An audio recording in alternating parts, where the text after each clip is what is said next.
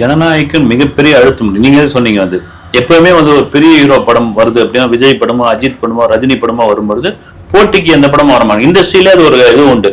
தியேட்டருக்காரங்களை வேணான்டுவாங்க. ஏன்னா வருது ஒரு படம், நாங்க எங்கேயோ வருஷத்துக்கு ஒரு முறை ஒரு திருவிழா பாக்குறோம், நீங்க வந்து எதுவும் கொலாப்ஸ் பண்ணோம்னா அடுத்த வாரம்ல அதை அடுத்த வாரமா தள்ளி வாங்கன்னு.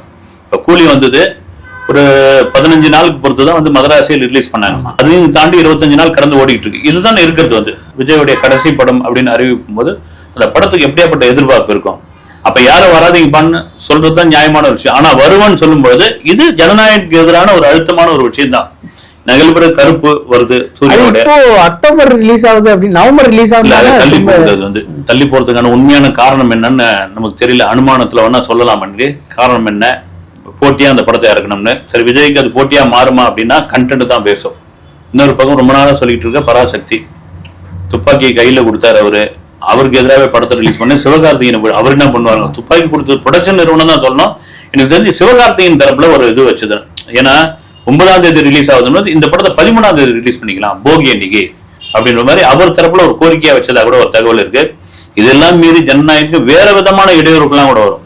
உங்களுக்கு ஸ்கிரீன்ஸ் தியேட்டர் கொடுக்கணும், தியேட்டர் ஸ்கிரீன்ஸ் கொடுக்க கூடாதுக்காக தான் இப்படியாப்பட்ட படங்கள்லாம் உள்ள வருது. நீங்க சொன்ன மாதிரி இந்த ராஜா சாப் இன்னும் இந்த படங்கள்லாம் ஒரு பெரிய போட்டியா ஒண்ணு இருக்காது.